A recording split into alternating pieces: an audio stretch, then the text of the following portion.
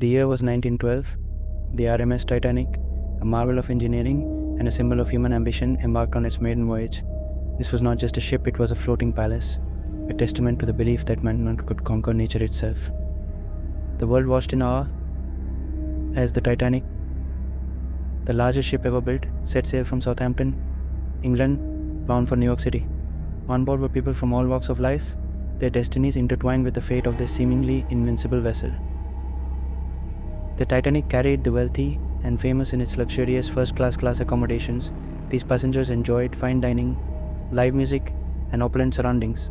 The ship also carried immigrants in its less glamorous but still comfortable second and third class cabins.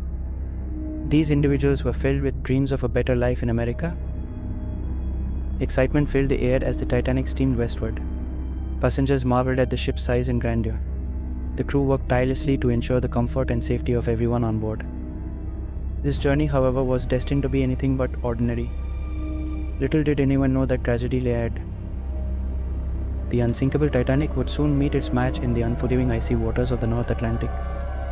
The events that unfolded on that fateful night in April would forever etch the Titanic's name into the annals of history. The Titanic was more than just a mode of transportation, it was a floating palace, designed to showcase the epitome of Edwardian elegance. First-class passengers were treated to a world of unparalleled luxury. The ship boasted opulent staterooms, each more lavish than the last, grand staircases adorned with intricate carvings and glittering chandeliers connected the decks. Passengers could stroll along expansive promenades. Enjoying the fresh sea air, they could relax in elegant smoking lounges or sip tea in the palm-filled veranda cafe. The Titanic's dining experience was equally impressive. First-class passengers dined on multi-course meals prepared by world-class chefs. The Yale Carte restaurant offered an extensive menu of French cuisine. The opulent dining saloon could accommodate hundreds of guests at a time. Beyond the dining and accommodations, the Titanic offered a plethora of amenities. Passengers could enjoy an indoor swimming pool, a gymnasium with the latest exercise equipment, and even a squash court. There was a library stocked with books, a barbershop, and a Turkish bath. The Titanic aimed to recreate the experience of a high society hotel, catering to every whim of its affluent passengers. The pressure to maintain the Titanic's schedule and deliver our passengers to New York on time is immense. We must press on, despite the warnings, as the Titanic steamed westward. A sense of urgency filled the airwaves. Wireless operators aboard the Titanic received a series of ice warnings from other ships in the area. These messages cautioned of icebergs and ice fields directly in the Titanic's path. The messages were relayed to the bridge, but some were disregarded or minimized. Captain Edward Smith, a seasoned sailor with decades of experience, was at the helm of the Titanic. He was known for his calm demeanor and steady hand. However, the pressure to maintain the Titanic's schedule and deliver his passengers to New York on time may have influenced his decisions. The Titanic was sailing at near its top speed, eager to make a timely arrival. This speed, coupled with the calm seas and clear skies, may have instilled a false sense of security. The warnings, though acknowledged, were not fully heeded. The stage was set for disaster. The Titanic, a symbol of human ingenuity, was on a collision course with the unforgiving forces of nature. The ice warnings, whispers of danger in the vastness of the Atlantic, would prove to be tragically prophetic. Iceberg, right ahead. On the night of April 14th, 1912, a sense of normalcy pervaded the Titanic. Passengers enjoyed a leisurely dinner, unaware of the peril that awaited them. In the crow's nest, lookouts Frederick Fleet and Reginald Lee scanned the horizon for any signs of danger. At 11:40 p.m., a large iceberg emerged from the darkness directly in the Titanic's path. Fleet immediately sounded the alarm bell 3 times, signaling an object ahead. He then telephoned the bridge, uttering the now famous words, "Iceberg, right ahead." First Officer Murdoch, the officer on watch, ordered the ship to turn hard to port left and engines full astern reverse.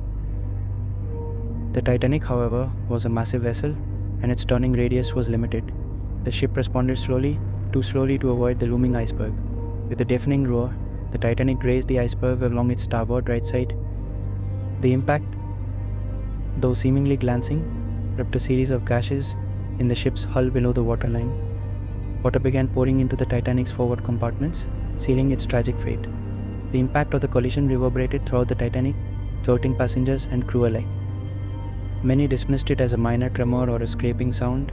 However, deep within the bowels of the ship, water was rapidly flooding the forward compartments. The Titanic, designed to stay afloat with several compartments flooded, was taking on water faster than anyone had anticipated. So, alerted to the situation, I rushed to the bridge to assess the damage. The grim reality soon became clear: the Titanic was sinking. I ordered the ship's wireless operators to send out distress signals, calling for any vessel that could provide assistance. As the situation grew dire, acts of courage and selflessness emerged amidst the growing panic. The ship's band continued to play, their music providing a sense of calm amidst the chaos. Crew members worked tirelessly to maintain order and assist passengers. The Titanic, once a symbol of luxury and grandeur, was now a stage for both the best and worst of human nature. The order was given to begin loading the lifeboats, a decision made all the more harrowing by the stark realization that there were not enough lifeboats for everyone on board. The Titanic, despite its size, carried only enough lifeboats to accommodate roughly half of its passengers and crew. The evacuation was chaotic but followed the maritime tradition of women and children first. Women and children, particularly those in first and second class, were given priority in boarding the lifeboats.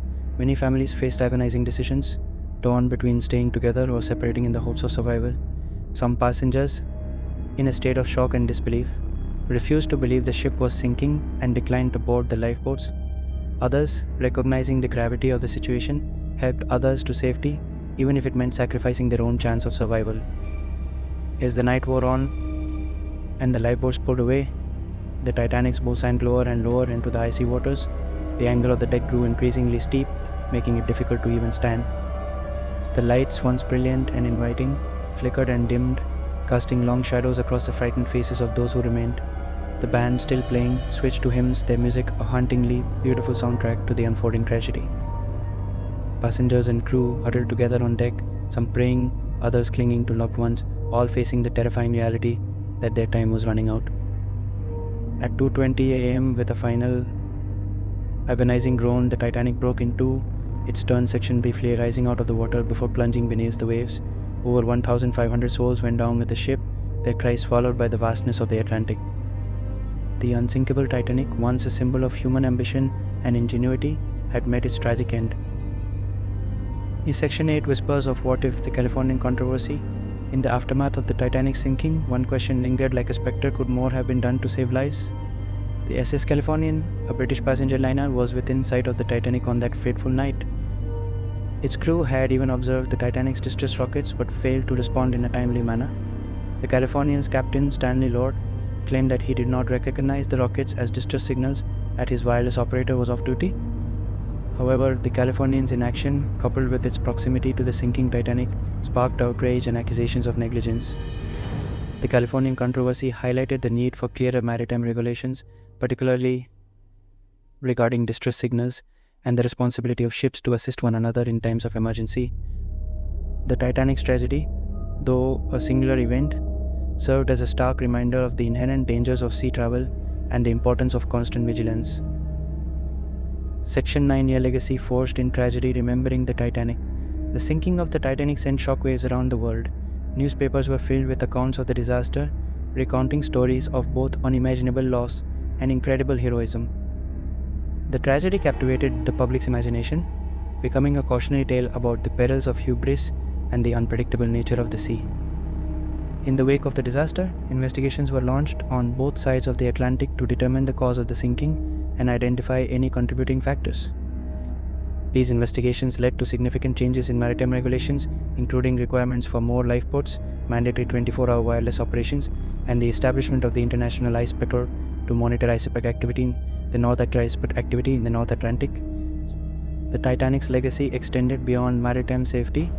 The disaster inspired countless books, films, and documentaries, each attempting to grapple with the magnitude of the tragedy and explore its enduring themes of human resilience, class divisions, and the fragility of life. Section 10 Echoes of the Titanic: A Century of Maritime Safety. The sinking of the Titanic served as a catalyst for sweeping changes in the maritime industry. The tragedy exposed critical flaws in safety regulations and highlighted the need for stricter oversight and improved technology. The International Convention for the Safety of Life at Sea, or SOLAS, was established in 1914, largely in response to the Titanic disaster. SOLAS set new standards for ship construction, lifeboat capacity, radio communication, and navigational safety. The convention also mandated the establishment of the International Ice Patrol, which continues to monitor iceberg activity in the North Atlantic shipping lanes, providing vital information to ships traversing these waters. The legacy of the Titanic can be seen in the design and operation of every passenger ship sailing today. From the double-hulled construction of modern cruise ships to the sophisticated radar and satellite navigation systems, every aspect of maritime safety has been influenced by the lessons learned from that fateful night in 1912. Section 11: The Titanic's enduring hold, lessons never forgotten. Over a century after its sinking, the Titanic continues to captivate our imaginations. The story of the unsinkable ship and its tragic fate serves as a timeless reminder of the power of nature and the limits of human ambition. The Titanic's legacy is not merely one of tragedy but also of resilience, sacrifice, and the enduring power of the human spirit. The stories of the passengers and crew, their acts of courage, selflessness, and despair continue to resonate with us today. We remember the musicians who played on, calming the panicked passengers with their music. We recall the wireless operators who tirelessly sent out distress signals even as the ship sank beneath them. And we honor the countless acts of bravery and compassion displayed by ordinary people facing extraordinary circumstances. The Titanic's story compels us to reflect on the importance of humility, the value of human connection, and the enduring lessons that can be learned from even the most devastating of tragedies. The Titanic may lie at rest on the ocean floor, but its memory continues to serve as a beacon, reminding us to never underestimate the power of the sea and to always prioritize safety over speed or pride.